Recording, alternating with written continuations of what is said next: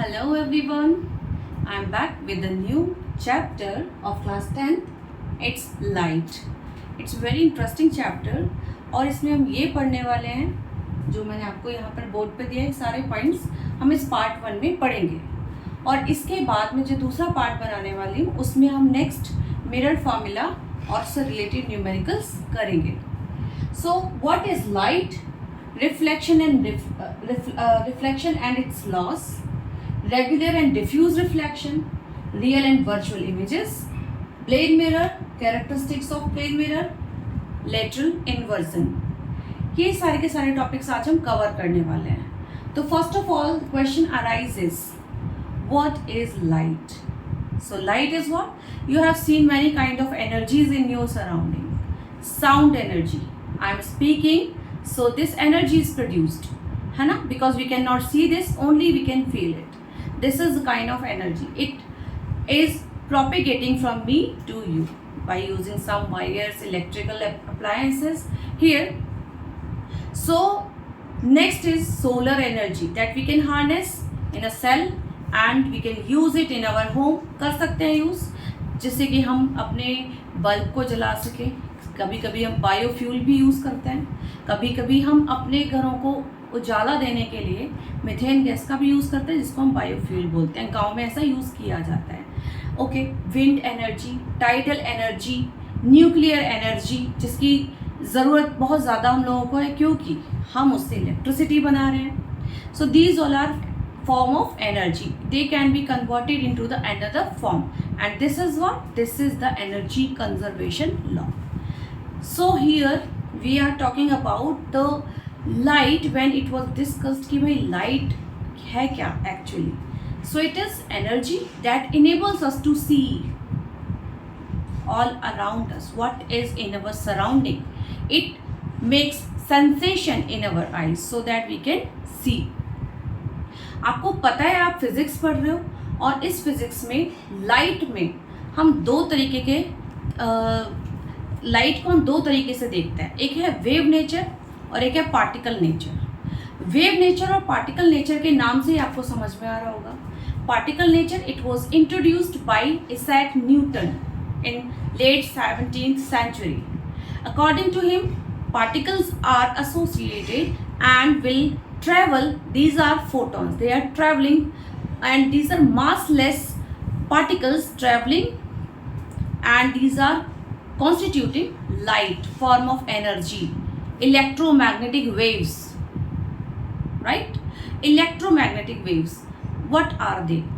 These electromagnetic waves are, these carries heat and light with them and without any medium they can travel. चलो भाई, Newton ने बता दिया corpuscular theory. This is known as corpuscular theory. तो उन्होंने क्या बोला? पार्टिकल्स हैं, कॉर्पस्कल्स हैं, जिनको उन्होंने क्या बोला? Particles. They will travel in the medium, they constitute the light. Newton ने बता तो दिया बट इसके बाद उन्होंने कुछ इसके ऊपर थ्योरीज या एक्सपेरिमेंट्स किए. तो कुछ एक्सपेरिमेंट्स में ये जैसे reflection, refraction, diffraction, different colours that constitute different corpuscles, ये तीनों तो सॉर्ट आउट हो जाते हैं. तो ये जो कॉर्पस्कल्स थ्योरी है ये रिफ्लेक्शन को प्रूव करती है, रिफ्रैक्शन को प्रूव करती है और कलर ऑफ डिफरेंट कॉर्पस्कल्स इनको ये प्रूव करती है. तो इनके अकॉर्डिंगली ये थ्योरीज प्रूव्ड हैं. These theories can explain the nature, particle nature of light. But you know what, if we talk about diffraction, so what is diffraction? First it comes in our mind कि भाई diffraction क्या है. तो कभी आपने देखा होगा वेरी शार्प कॉर्नर्स पे जब लाइट मूव करती है तो समहाउ इट बैंड हो जाती है. क्लास 6 में हम पढ़ते हैं shadow formation because of the reflection of light. So कोई भी ऑब्जेक्ट है जिसमें से लाइट पास नहीं हो सकती, ओपेक ऑब्जेक्ट, वो रिफ्लेक्ट कर देगा लाइट को और शैडो फॉर्मेशन हो जाएगा. बट कभी कभी ऐसा होता है कि लाइट पास हो जाती है, शार्प कॉर्नर्स पे बैंड हो जाती है, तो this law is not explaining diffraction, तो ये डिफ्रैक्शन को एक्सप्लेन नहीं कर रहा है। ठीक, जब ये डिफ्रैक्शन को एक्सप्लेन नहीं कर रहा है, क्या और भी फिनोमिनाज है जिनको ये एक्सप्लेन नहीं करता है? यस, ये इंटरफेरेंस को भी नहीं करता और ये पोलराइजेशन को भी नहीं करता।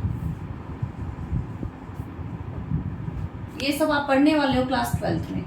आई am just giving you a clue so that you understand कि हम ऐसे क्यों पढ़ रहे हैं। तो we should know ray optics and wave optics, there are two branches of physics in optics, so we will learn in class 12th। बट ये बहुत जनरल चीज़ है जो मैंने आपको बताई है। ओके, तो यहाँ पे पोलराइजेशन, इंटरफेरेंस और डिफ्रैक्शन, इनको ये एक्सप्लेन नहीं करता। कौन करता है एक्सप्लेन फिर? यस, इनको एक्सप्लेन करने के लिए आते हैं हाइगेंस, और हाइगेंस ने इनको एक्सप्लेन किया और इन्होंने क्या बताया? Wave nature of light.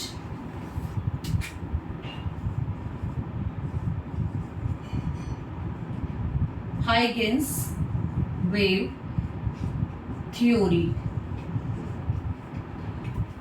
तो इन्होंने बताया कि लाइट जो है वो वेव फॉर्म में चलती है और जो वेव है उसके अपने वेव फ्रंट्स होते हैं जिनके थ्रू सेकेंडरी वेव बनाती है, and the particles are not there to explain this theory, so wave theory can explain it. अच्छा भाई चलो ठीक है, अगर एक ने बताया पार्टिकल नेचर है, दूसरे ने बताया वेव नेचर है, क्या दोनों एक दूसरे को प्रूव कर पा रहे हैं? भाई नहीं कर पा रहे हैं, बिकॉज यहाँ पे इनके भी लिमिटेशंस आ जाते हैं और इस लिमिटेशन में आ जाता है photo electric effect. It does not explain photo electric effect. Okay, so photoelectric effect, this Huygens wave theory does not explain. बच्चों इसके बाद आते हैं डी ब्रोगली। उन्होंने बोला कि भाई वेव थ्योरी, कर्पस्कुलर थ्योरी, अगर इन दोनों को कंबाइन किया जाए तो हम पार्टिकल्स को और वेव को कंबाइन करके एक नाम दे सकते हैं, वह dual nature of light.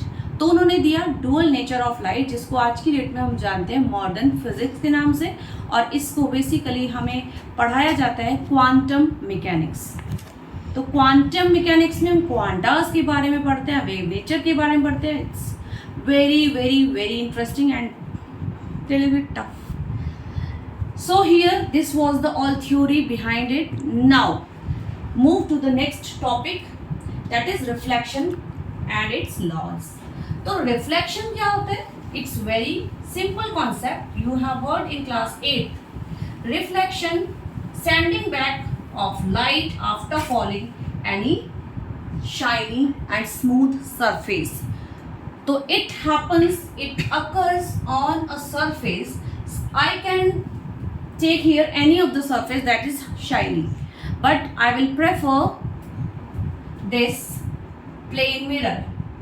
You know what? Plane mirror is the surface through which 99.9% light can pass, can reflect. Why? Because it is made of silver. Silver से बना होता है। एक कांच का टुकड़ा लिया, उस पे हमने एक तरफ सिल्वर की कोटिंग की, उसके ऊपर हमने क्या किया? पेंट कर दिया। पेंट क्यों किया? Because silver get oxidised. ये बहुत जल्दी से सल्फर के साथ में, ऑक्सीजन के साथ में एक लेयर बनाती है जिसको ग्रेश लेयर बोलते हैं हम। ठीक है, तो वो जो रिएक्शन है, chemical reaction, it spoil colour of the silver. That's why the जो भी हमारा इमेज बनेगा वो उतना क्लियर नहीं होता है। तो कुछ टाइम बाद आपने ऑब्जर्व किया भी होगा कि जो आपके मिरर्स होते हैं वो डिफॉर्म हो जाते हैं, जिनकी वजह से हमारी इमेज क्लियर नहीं बनती, राइट। सो यहाँ पे बेटा ये जो मैंने बनाया है ये क्या है? Plane mirror. अच्छा, इसका ये वाला जो सरफेस है ये क्या है? Reflecting surface. और ये क्या है? Polished surface.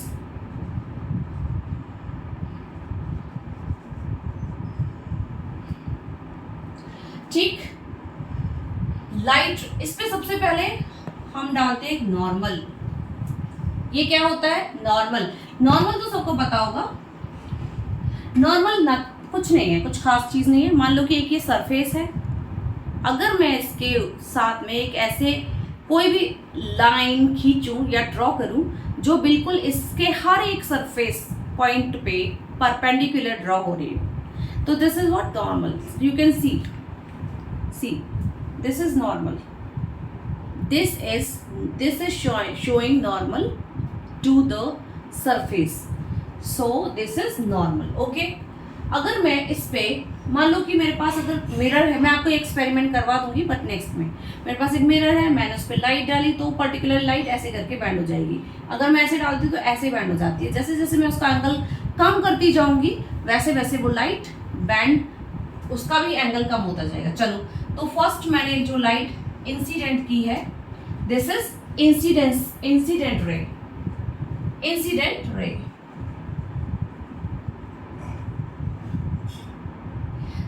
अब बच्चों एक बात क्लियर है कि जब इंसिडेंट रे है, नॉर्मल के साथ जो एंगल बना रही होगी, मैं आपको लॉज बताने की कोशिश कर रही हूँ जिससे कि आप समझ पाओ। तो ये आई लेते हैं हम इसमें एंगल ऑफ इंसिडेंस, तो angle of incidence is I hear,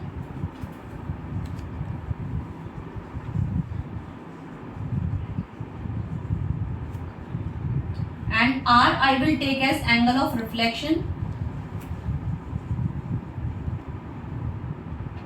okay, तो ये जो लाइट रे होगी 110% it will go with the same angle, I am making the angle R।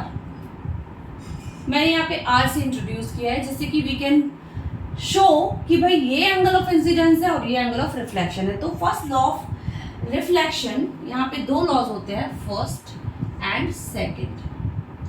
तो first law of reflection tells that incident ray, reflected ray and normal always will be in the same plane. एक ही plane में होंगे। अगर ये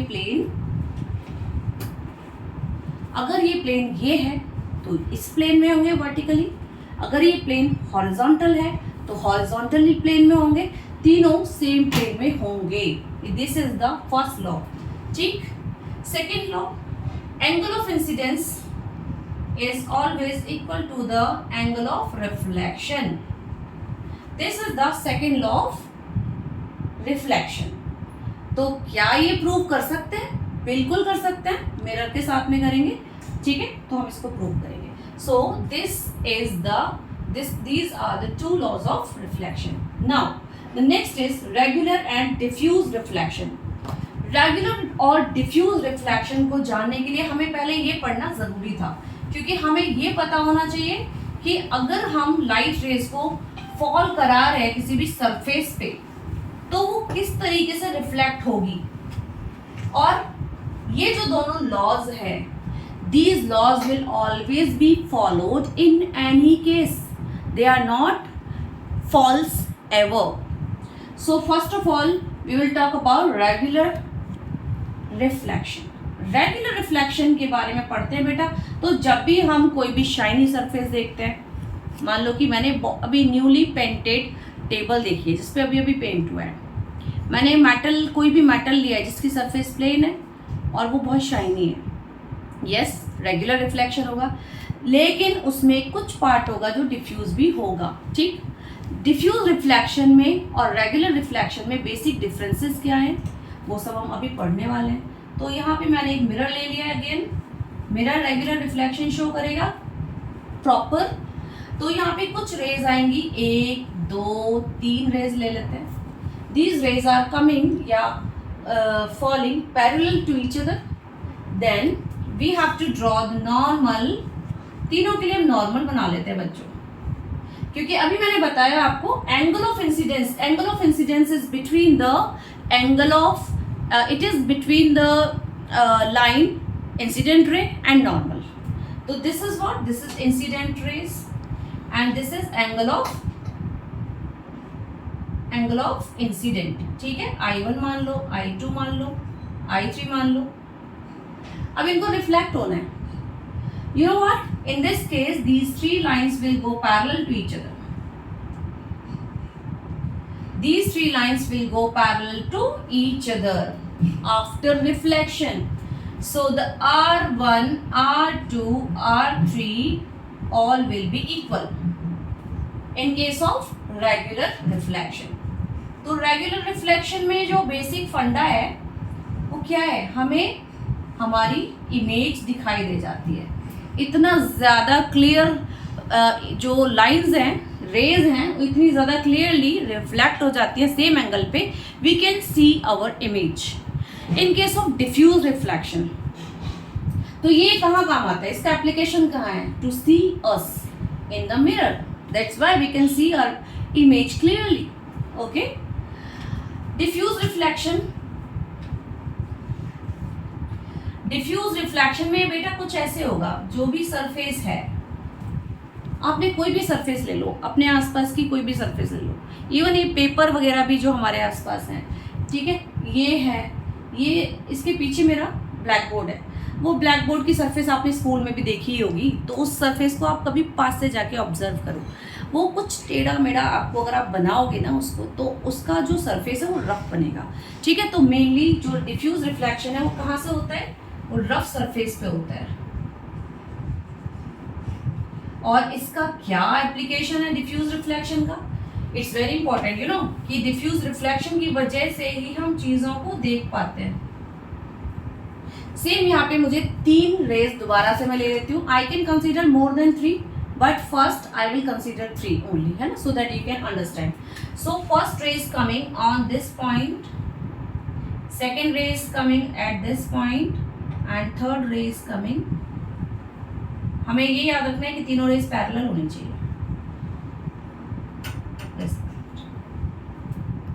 चलो भाई normal draw करें. इस पॉइंट के लिए नॉर्मल क्या होगा, इस पॉइंट के लिए नॉर्मल तो सीधा ही हो जाएगा, ये बिल्कुल ऐसे है. इस पॉइंट के लिए नॉर्मल थोड़ा सा इधर जा रहा है, और इस पॉइंट के लिए नॉर्मल, ये तो नॉर्मल ही है. चलो कुछ नहीं है. अब हमें क्या करना है, अब हमें एंगल ऑफ इंसिडेंस देखना है. तो angle of incidence is this I, this I, this I. क्या आपको लगता है कि तीनों एंगल इक्वल है? फिलहाल नहीं. तो जब यही इक्वल नहीं है, क्योंकि जो सरफेसेस हैं जिनके ऊपर ये रेज इंसिडेंट हो रही है, वो सरफेसेस हमारे कैसे जिगजैग हो रखे हैं, टेढ़े मेढ़े. तो जो एंगल ऑफ इंसिडेंस है उसके ही इक्वल एंगल ऑफ रिफ्लेक्शन होता है, जो हमने यहाँ पे सेकेंड लॉ में पढ़ा था. तो we are not violating laws of reflection here. The main point I wanted to tell you that never we will violate this law of reflection. Always there will be a different surface and the angle of incident will differ, so that angle of reflection will differ. So यहाँ पे जो रे होगी वो कैसे जाएगी, angle of incidence के equal ही बनाएगी ये रे. ये देखो, ये जो R है इसके इक्वल हो जाएगा. ये है हमारी इंसिडेंट रे, तो हम एरो जरूर लगाएंगे बच्चों. ये गलती हम करते हैं, ज़्यादातर बच्चे करते हैं, एरो नहीं लगाते, बट आपको एरो लगाना है. ठीक. इसके लिए जो एंगल ऑफ रिफ्लेक्शन होगा वो कुछ ऐसे होगा, इसके लिए भी ऐसे होगा.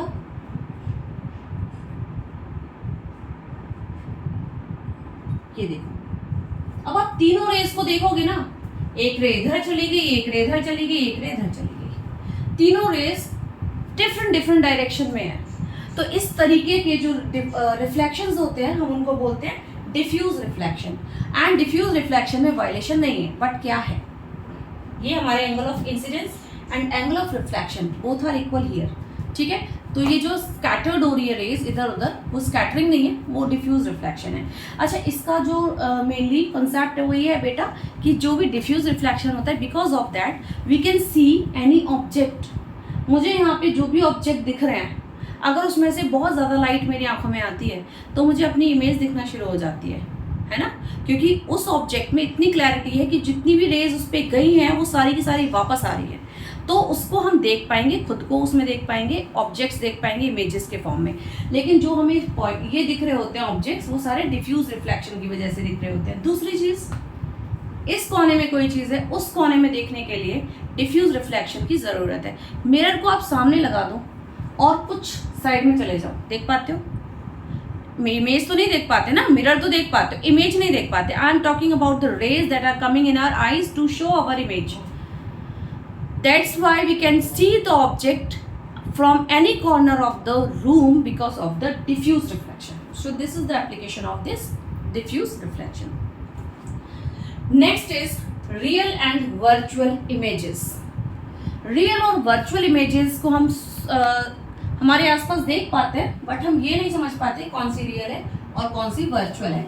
और साइंस में हर चीज़ जनरल नहीं होती है, डिफरेंट होती है. हम ये बोले कि भाई हमें सिनेमा हॉल में लेके गए थे, वो तो वर्चुअल इमेज है, रियल तो कुछ भी नहीं है. एक्टर एक्ट्रेसेस तो मुझे मेरे पास आए ही नहीं, तो कैसे कह सकते हैं कि रियल है? We can not touch them. Image की बात हो रही है, ना कि रियल थिंग. तो रियल और वर्चुअल इमेजेस में जो मेन डिफरेंस है, real images can be obtained on the screen. और ये बेटा कब पढ़ेंगे हम? जब मैं आपको ये प्रूव करके दिखाऊंगी कि ऑन द स्क्रीन इमेजेस कैसे बनती हैं. वो हम इमेज फॉर्मेशन में करेंगे. अभी हम प्लेन मिरर का इमेज फॉर्मेशन करेंगे, लेकिन प्लेन मिरर में रियल इमेजेस नहीं बनती हैं, वर्चुअल बनती हैं. ठीक है, तो स्क्रीन पे बन रही है इमेज या फिर स्क्रीन के सामने बन रही है, that kind of images are real images. अच्छा, आपने कभी देखा है shaving mirror, makeup mirror?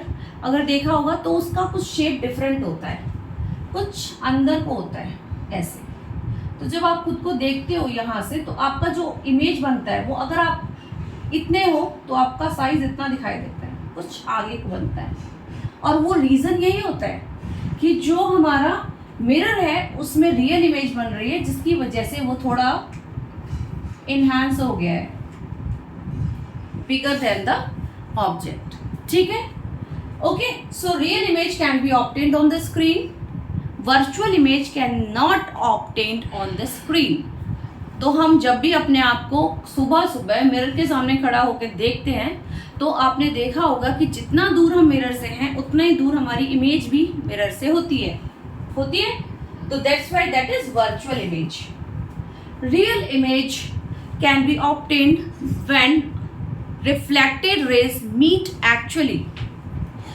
Virtual images formed when reflected rays just appear to meet. Reflected rays केवल दिखेंगी कि मीट हो रही है, बट वो होती नहीं है.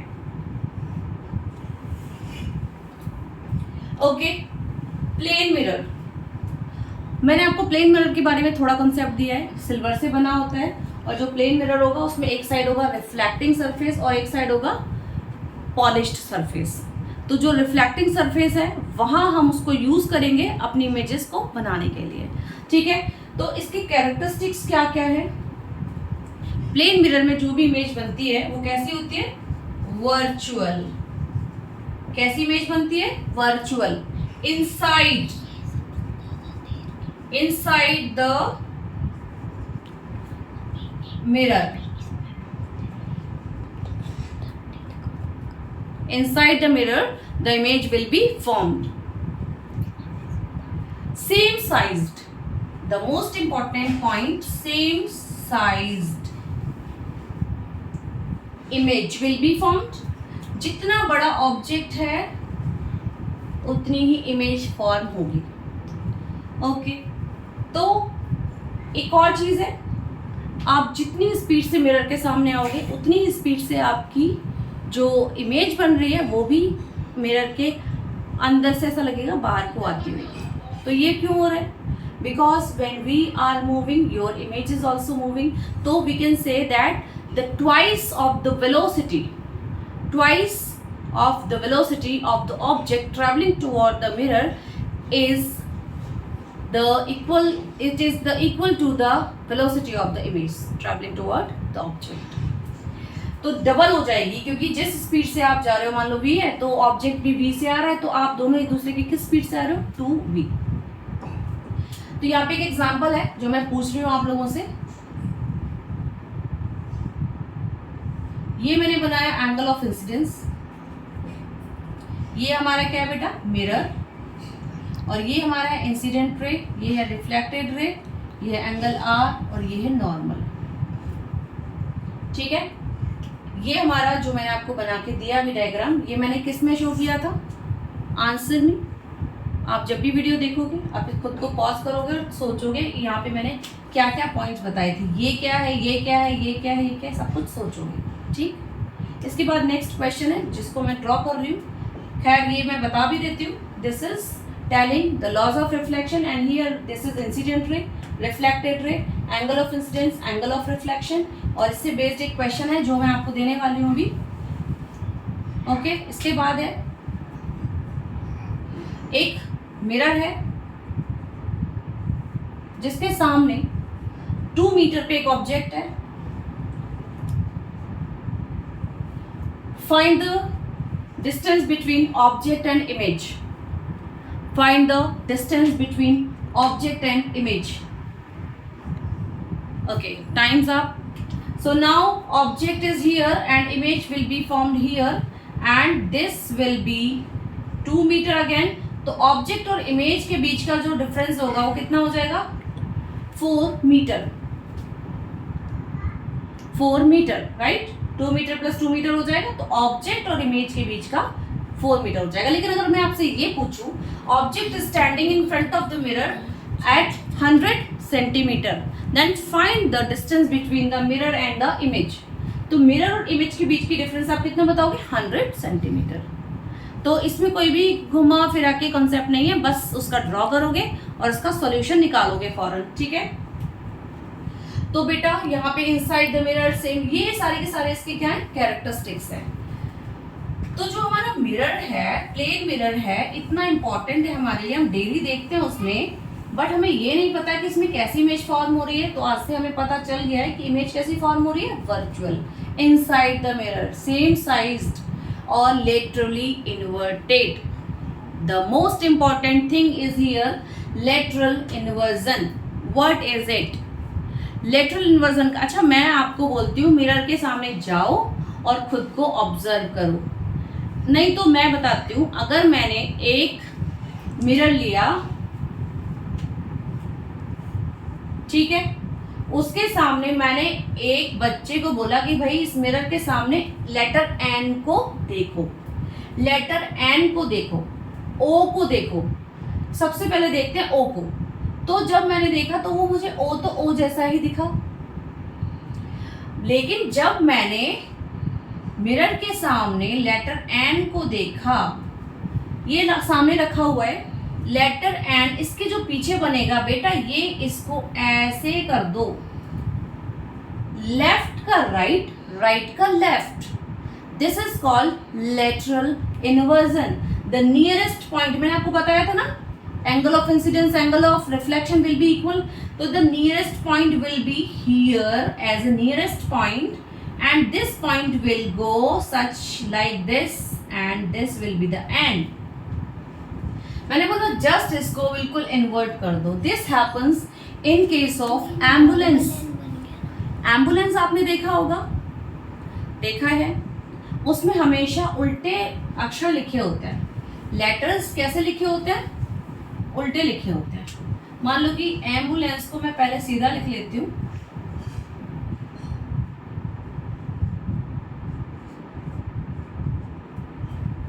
ओके। अब अगर मैं इसको उल्टा करती हूं तो कैसा होगा? ये कुछ यहां से शुरू होगा, थोड़ा टफ है मेरे लिए उल्टा लिखना।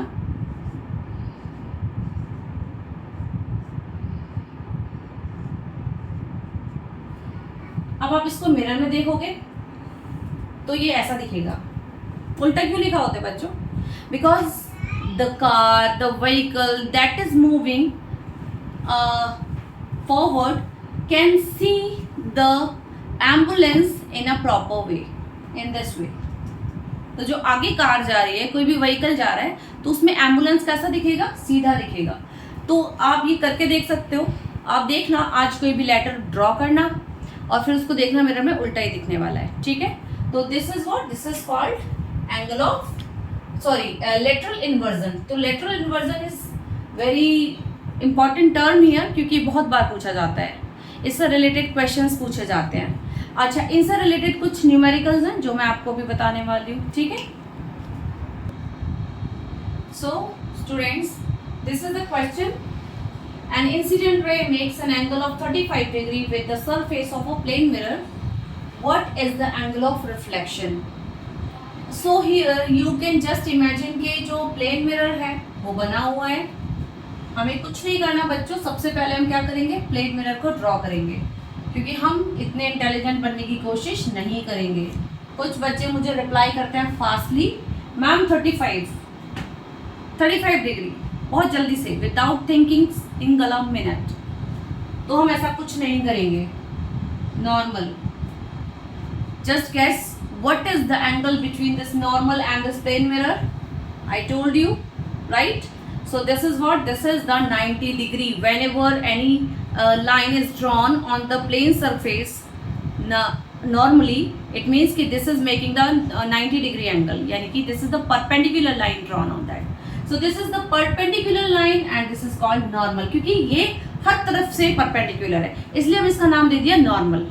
Perpendicular का मतलब होता है कोई एक लाइन है, उसके हमने 90 डिग्री पे लाइन बना दी, that is perpendicular. But ये normal है, ये हर तरफ से, क्योंकि ये प्लेन है, plane, we are not talking about line only. Okay, so बेटा यहाँ पे जो हमारा एंगल होगा वो बनेगा 90। मैंने वैसे आपको क्लू दे दिया है, क्वेश्चन को सॉल्व करने से क्लू सॉल्व करना इजी हो जाता है अगर मैं आपको क्लू दे देती हूँ। अच्छा, ये 30 incident ray make an angle 35 degree with the surface of plane mirror, तो ये 35 का, तो भाई 35 इसका बना लेते हैं।